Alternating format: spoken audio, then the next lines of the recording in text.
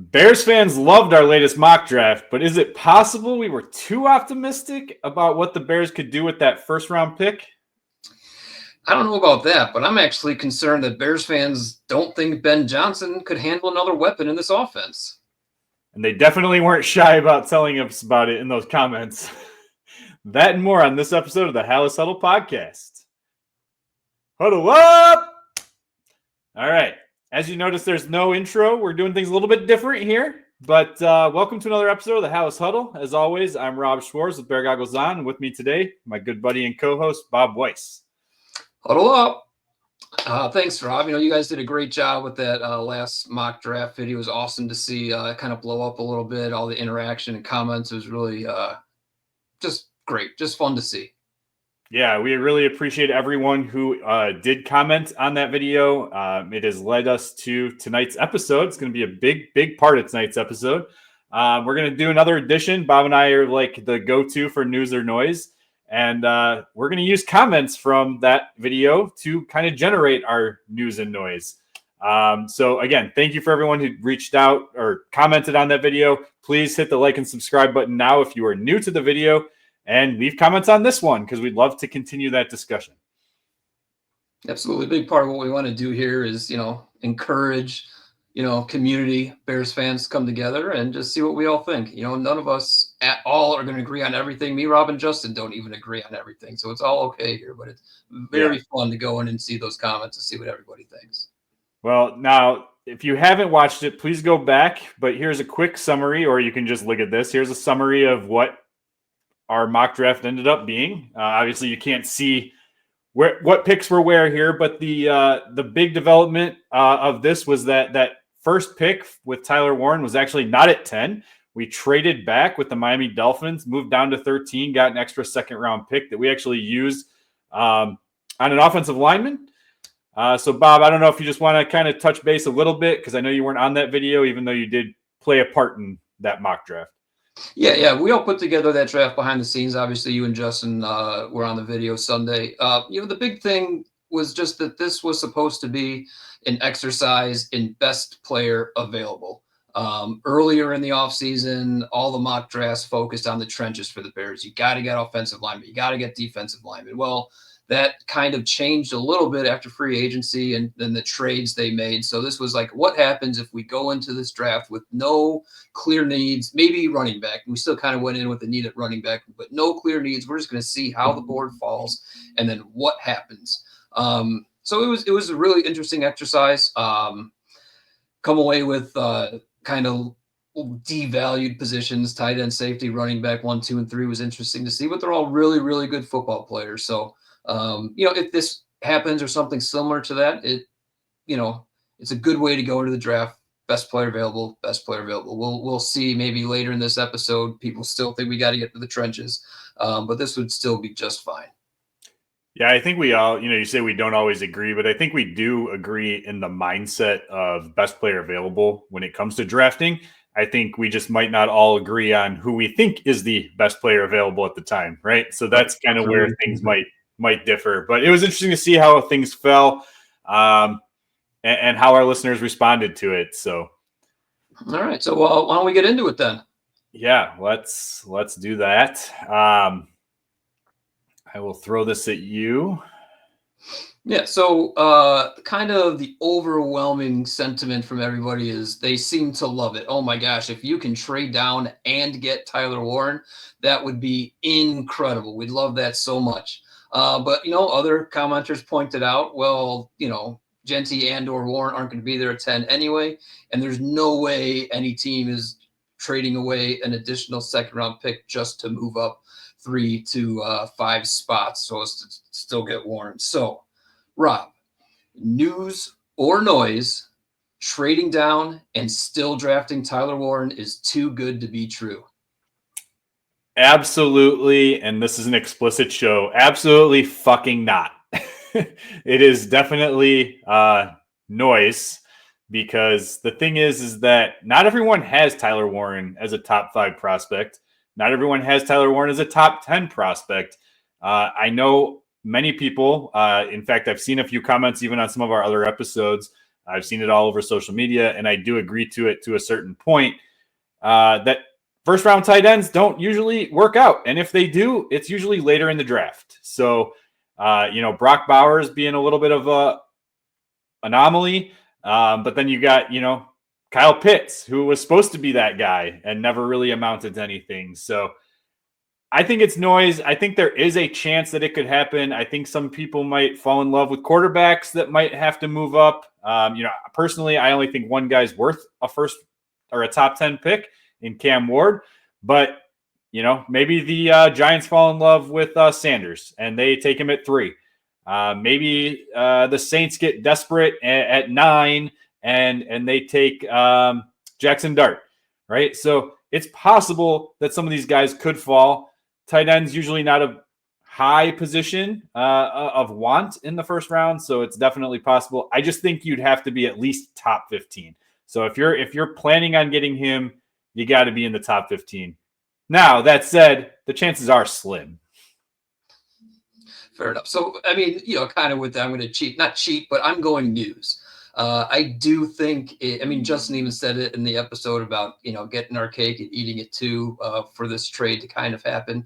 There's so many things that would need to happen for it to be possible. First, this draft class as a whole is not nearly as top heavy as other draft classes. We've constantly maintained that Ashton Jeanty and Tyler Warren are premium prospects. So I'm not saying they're not premium prospects. The problem is there's not many other premium prospects in this draft. In other drafts, guys like Jeanty and Warren could be expected to last till 15, 20 in that range.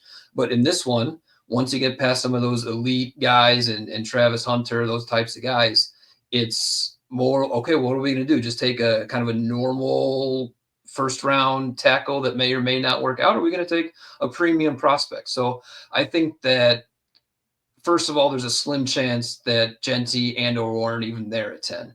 And secondly, someone has to then trade up. So what player is available that someone's going to trade up to 10, give up that premium capital in the second round, whereas really this draft is strong, and not take Warren or Jeanty after they trade up? Right. So I do think it was a little optimistic on our point. Now, it's not our fault. The draft simulator provided this as an opportunity. They came to us with a trade. They left Warren available at 13. So we went and went with it. But I think realistically, I don't think that's going to happen on draft night. And I will also say I don't think that the Dolphins would have given up 48 for that move up, right? I think it probably would have been their third round pick, assuming they have one. I don't know if they do off the top of my head. That probably would be more realistic as a third to move up 3 spots. But, whatever. It was presented to us, so we said yes. Exactly. And it gave us an opportunity to talk about another player that we hadn't talked about yet in this. That's right. And so it was interesting after we did talk about that player. You want to bring up the next slide, though? So bringing in another premium tight end brought some other discussion into it. The Bears historically have not gotten production out of tight ends, so why would we draft another one? We don't need another tight end. We already have Cole Kmet. If we did trade, or if we did get Warren, we'd have to trade Kmet. So it's almost like Bears fans just have no idea what to do with extra good players on offense, or they have no faith that the Bears know what to do with extra players on offense. So, news or noise, the Bears wouldn't know what to do with 2 good tight ends. Yeah, so I'm sticking with noise. And here's the reason why. I have faith in Ben Johnson. Look, he was a tight ends coach. Okay? He was a wide receivers coach. Then he was an offensive coordinator. I fully expect him to be able to plan an offense around the guys that they have. He's come out and said, look, there's a lot of talent on this roster. I'm not necessarily going to bring everything from Detroit. I'm going to build this up with who we have and build up around their talents, right? Something that we've been screaming for, because too often we try to fit, square pegs in round holes here in Chicago. We'll see, because sometimes ego comes into it, and once you're in that position, things can change. But to me, it's noise. I think they find a way to do it. When I look at these 2 players, I look at Cole Kmet and I look at Tyler Warren, I see 2 different guys. Cole Kmet is actually probably closer to being like a slower version of Laporta, in my opinion. Just the size, the way he plays the game. Tyler Warren is not necessarily that guy. He's the guy that you want to get the ball to him in open space, and then he makes things happen. He's just a playmaker when the ball is in his hands. And people are going to say, well, he's older, right? Well, yeah. Why did it take him 5 years? COVID played a big part in that. I know someone else commented on our episode, the mock draft episode, about it. It's why you're seeing some of these older guys now in this year. It affected last draft a little bit. This draft class definitely seems to be seeing it a little bit more here. And I just think it's noise. Yeah, I mean, I'm going noise too. This is kind of a layup. We're in the same boat here. This was about to make a point to people who are not sure about Ben Johnson. What has he said consistently in his press conferences about his offensive philosophy? Justin made a great point about it in an earlier video about he's not trying to do exactly what they did in Detroit and bring it here. You hope the results are the same, but right. The how is going to be different. But what is one thing he does say about the how is that he wants the same things to look different and different things to look the same. That is like to a T what you would do with two tight ends like Warren and Kmet. You just line up in that 12 personnel. You don't know which one's staying to block, which one's going to route. You put one in motion. Like you don't know what, like there is so much multiplicity that he can do with those two players that I'm blown away that Bears fans just don't think that a guy like Ben Johnson would have any idea what to do with that to make it work. And I guess maybe I shouldn't be so blown away. Like the Bears have sucked eternally, especially on offense. So I get that, and maybe there's a lack of a faith in this superstar quarterback that we drafted who was not a superstar in his first year, and we've seen offensive coordinators come here and fail before. Maybe there is all of that, but I have all the faith in the world that a guy like Ben Johnson would be able to make that work. Yeah. Look, if you wanted Ben Johnson as the head coach, you got to give him the benefit of the doubt, and here's the reason why. Someone that I know on social media put the 2018 moves that took place under Ryan Pace when he brought in Matt Nagy, and then he went and traded for Khalil Mack, and then he compared it to this year where they brought in Ben Johnson, they got Joe Thuney, and if you look at like the moves, the names actually look a little bit more exciting as players.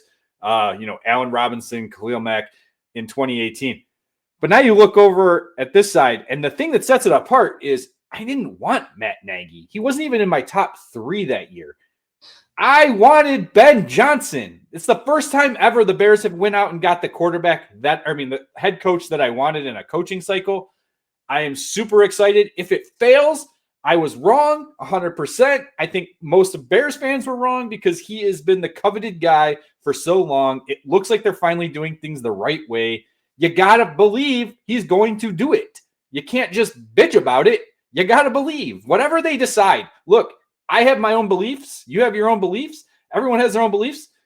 But when it comes to what moves they decide to make, you got to trust it until it doesn't work.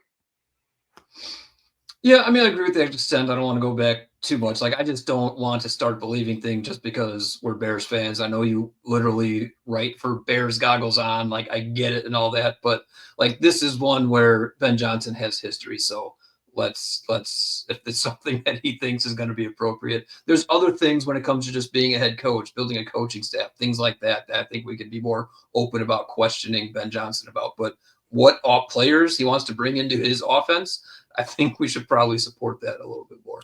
And before we kind of get into that ad read, I will say Matt Nagy was my number 1 candidate that offseason. So yeah, just dirty little secret, throw that out there. He was my 4th, so it wasn't like he wasn't top 5. Right. He just wasn't top 3. Yeah. All right. So before we get on to the next news or noise section of our show, please, if you guys are looking to place bets, look, March Madness started today, right? Maybe your bracket's busted. I have no idea because I actually didn't fill one out this year. Shame on me. But if you are looking to make some bets, right? Baseball season started too. Maybe you knew that the script was going to be that Ohtani was going to hit a home run in Japan, right? Like it had to happen. Grant, if you're listening, sorry, buddy. But go over to our sign up page, sponsored by BetStamp, signupexpert.com/huddle. You can find all of the sports books in your region. You'll find all the best sign up offers and betting odds. It's the best way to go about doing it. They also have daily fantasy sports sites available as well. Put in your state or region if you're not in the United States. See what's out there. Check it out. Sign up. Support the show. We appreciate it. All right. So the next thing that we heard in comments for this mock draft is that this draft class coming up is very strong on the defensive line. There's edge rushers up and down the draft board. There's defensive tackles. I mean, I heard one analyst say 20 of the top 40 players in this draft might be defensive linemen. So, news or noise, Rob? It would be GM malpractice to not come away with a defensive lineman in this draft. I love the defensive linemen in this draft. I really do. That said, best player available. I am not going to push one position over another outside of quarterback because I'm not taking a quarterback. Outside of punter because I'm not taking a punter. Outside of kicker, unless it's in the 7th round, I'm not taking a kicker, right? But look, there's needs at safety. There's needs at wide receiver at certain points. There's needs at tight end. They have 2 on the roster. Well, 3 technically now on the roster. I think they brought back Steven Carlson. But still, there is an argument to be made no matter what position you pick out of the first 3 that I mentioned, right? So as someone's saying here, safety, right? Why would you take a safety in the 2nd round or an offensive lineman in the 2nd round? Look, trenches are trenches. You got to build this thing up. It doesn't matter whether it's offensive line or defensive line. If you think that the best player is there in the trenches, you take it. If you think the best player there is a corner or a safety, you take him. Now it's all also in tiered rankings, right? So like, I talk about this tremendously. You grade players out, they're in a tier. Within that tier, maybe then the position does come into play. But if they're in opposite tiers, like one's in a higher tier than the other, you don't think about that. You run up to the podium and you say, give me that guy. So I think, I don't think I actually said news or noise, but it's noise again. Yeah, I think we got the gist that it was going to be noise. I'd love to be able to spin this into news somehow and then just say what I want to say anyway, but I am still going to go noise because I'm just so firmly in the best player available camp, right? So we'll go down that path a little bit first. When we were drafting at 13, Tyler Warren was the best player on our board, right? We didn't reach for a defensive end that was better than a higher player on our board, so we took Tyler Warren. When we got to that first pick in the 2nd round, we had Xavier Watts as a 1st-round pick who was there 10 to 12 picks into the 2nd round. So we took a 1st-round player with our 2nd-round pick. When it got to the next one, this is where we did draft need. We needed a running back, and we wanted to make sure we got the guy we liked. So we drafted Caleb Johnson. And then when it got to our last 2nd-round pick, that offensive lineman was better than the defensive lineman that were there. So, I mean, it can happen despite the fact that I still think I call it more of a want than a need. I want another pass rusher in this draft class. I do, but you just can't force the issue if it's not there. And then just second, like I know I just said that there's 20 of the top 40 players in this draft might be defensive linemen. That's all well and good, but about half of these defensive ends for sure are on the smaller side. And this isn't exactly the type of player that fits into Dennis Allen's defense. He's not looking for the 6'3", 240 burners. He wants the 6'5", 265, 270. So there's kind of just a niche within those defensive ends. Now, they do exist in this draft, absolutely, but it's not like they're just going to be there every single pick. And then some of the defensive tackles, there's some nose, there's some 3-tech, there's some whatever else in there. So, yeah, if they come across a defensive tackle that's at the top of their board, will they see it as a need because of what Rob has already talked about defensive tackle being a priority in this defense and the signing of Grady Jarrett? So, yeah, I'd love to come away with a premium defensive end, but I would not call it GM malpractice if they don't get one with those first 2 rounds. By the way, one of those guys did not watch the whole entire episode because we did take a defensive end in the 7th round. Okay. One guy didn't like that either. Traded up for a defensive end, to be honest. Right. So Austin Booker 2.0. Come on down. Yeah, sure. Yeah, no, like, look, Jack Sawyer was available. I talked about it in the podcast with Justin. Jack Sawyer was available when we took Xavier Restrepo. And, like, my pushback at the time was, yes, Jack Sawyer, it needs to be the guy, right? And I will talk about that when I go into defensive ends, specifically in a defensive end episode. But the problem is I just don't think he's going to be there at 72. It just didn't make sense to me. I think it was just the way that Pro Football Network has him rated is just way too low at 104. I personally have a 2nd-round grade on him, a mid to high 2nd-round grade on him, and to have him at 104 is concerning to me. And when we were going through that process, I was pushing hard. No, we should take Sawyer. That's the whole point of best player available, is that you don't know who's going to fall. So you can't pigeonhole yourself into, I have to take this position. Because what if a guy who's just too good to be true on your draft board is still there? You need to just take him and deal with the fact that maybe I should have took something else I needed. No, take the guy who falls. That's the whole point to this. So, but, for the content, we got to say another player that we do like, as we might get into as well. Wide receiver 3 is still very interesting, even with the signing of Olamide. It's still an interesting, spot for the Bears. But, we did what we did there. So, all right, last one. Even with everything the Bears have done on the offensive line, it still seems like you guys aren't satisfied, and we need a left tackle. So, news or noise, Rob, the Bears need to draft a left tackle. If this was any different draft class, the answer would be news. But the fact is, there just isn't a top-tier left tackle prospect in this draft class. And anyone out there that wants to say Will Campbell can be a left tackle, you're out of your fucking minds. I'm sorry, and I'll keep this explicit content out there. The guy is the most technically sound offensive lineman in this draft. He deserves to be the top guy. Unfortunately, his creator, if you're a believer in God, however you want to think about it, did not give him the raw body type needed to be a tackle in the NFL. There has not been one successful sub 33-inch arm length left tackle ever. That's just it. You can't argue that fact. Could he be an anomaly? Could he be an outlier? Sure. Do you want to take that chance? I don't. Now, could he move inside and play guard? 100%.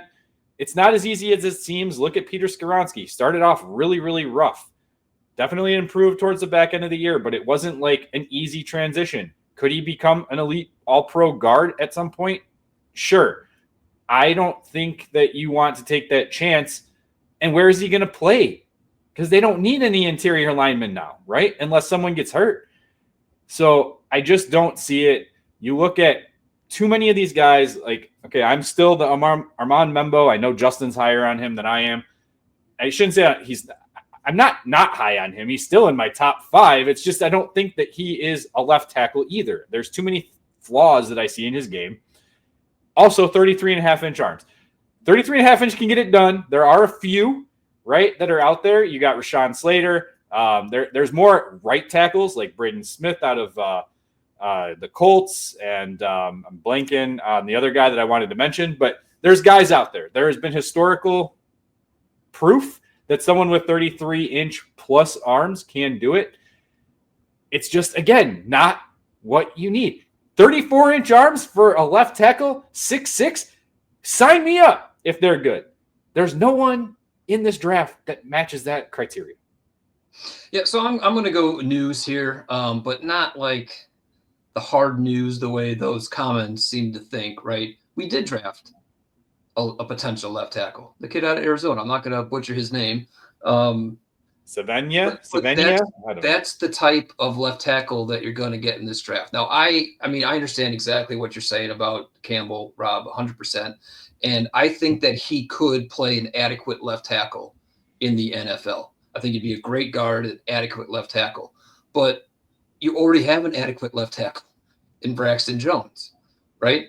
So I do think it's noise that you need to draft a left tackle because you might hit on another adequate left tackle later in the draft. That means you can let Braxton Jones walk in free agency, play the comp pick game, and all that kind of nonsense, right? I do think Braxton Jones needs competition. Is Karan Amagaji that competition? Maybe, maybe not, but bring in more competition. But there is not a plug and play answer at left tackle. There's not a Joe Alt in this draft class period, let alone one that will fall to 10. Even some of the guys in the second round, there's a kid out of LSU, I think, could play left tackle. The guy from Texas can play left tackle. But again, they're not coming in to be perennial all-pros from day one. They're just going to give you solid left tackle play, and you already have solid left tackle play. So, yes, need to draft a left tackle for just future and competition. But is it the long-term Pro Bowl answer at left tackle? No, not in this draft. I'm going to back up for 1 second. There is a way that it's news for me. There is a way that it's news for me that no one can tell you outside of the Chicago Bears organization.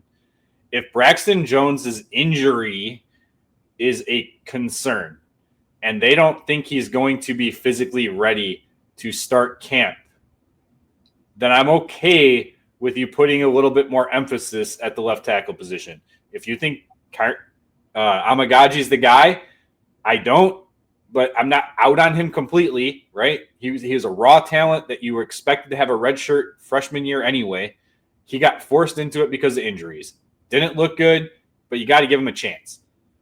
The guy that we drafted in our mock draft out of the 7th round is another guy, 6'8", 340, 34 and 7/8 inch arm length, like out of Iowa State. Jalen Travis, like another developmental guy that you can bring in and have competition. But I think the guy you mentioned for Texas, I'm assuming maybe you were talking about Kelvin Banks. Yeah, Kelvin Banks. Yeah, I'm terrible coming up with names while I'm talking. I can think of the names after, but while I'm talking, I can't come up with the names. Not a problem. Well, because the thing is there. You said LSU, and that's Will Campbell, but the guy on the opposite side is actually a bigger size guy, right? And I'm blanking on his name right now too. But when I look at this draft class, like Kelvin Banks, great offensive tackle. He had a rough game against Georgia here at the end, but like he had 2 good years where it was very much flawless. Again, he's 6'2", I believe, 33.5-inch arms. Like I'm not like sold on arm length being that important, but it has to be over 33 inches. I'd prefer it closer to 34, and I would like my tackles to be a little bit taller because not only are you now shorter in arm length, you probably are shorter in wingspan. You're probably shorter, and not necessarily because Justin's a perfect example. Very not short, but he's shorter. Very long arm span. Right? Here to defend himself. So it's possible, right? Like I think he has a longer arm span than I do, and I'm 6'3". Yeah. So it's not always how that works, but there's just no one there's no Joe Alts in this draft, right? There's no one that just jumps out at you. It's like, I have to have that guy. And when you have a top 10 pick, that's what you need. You need to have that confidence that this is the guy. And there's better players at better positions. I'd rather see them take Ashton Genty at that point, to be honest. Agreed. So, all right. Well, this was fun. Appreciate all you guys who watch and comment on the last video, gave us some content for this video. Make sure you comment on this one. Let us know where you agree, disagree. What are your takes? We love to hear it. We like to interact with it too. So keep that coming. Yeah. Something that we forgot to tease. I'm going to tease it now. So anyone who is still listening, guess what? We are going to do another mock draft in the future. Very near, kind of far distant future. And you guys are going to be a part of it. We are going to do a live mock draft episode. I don't know if it'll be all 3 of us. I don't know if it'll just be 2 of us. We are going to do a live mock draft so that you guys can actually be a part of that show. Right now, it is going to tentatively, right? What was it? April tentatively April 6th. Now I lost it. April 6th. So, yeah, April we'll get 6th. on here. We'll take suggestions from the chat. Should we take this trade? Should we, it'll be a consensus thing, and we'll see where it goes. See how that works out. It'll be probably a longer episode because we'll try to give people an opportunity to comment and weigh in. So it'll be probably going live around 8:30 p.m. Central Time if you're not in Illinois. So definitely check that out. Be on the lookout for that as we will promote that here over the next few weeks. That's right. All right. Well, that's it for us. Bear down, claws up.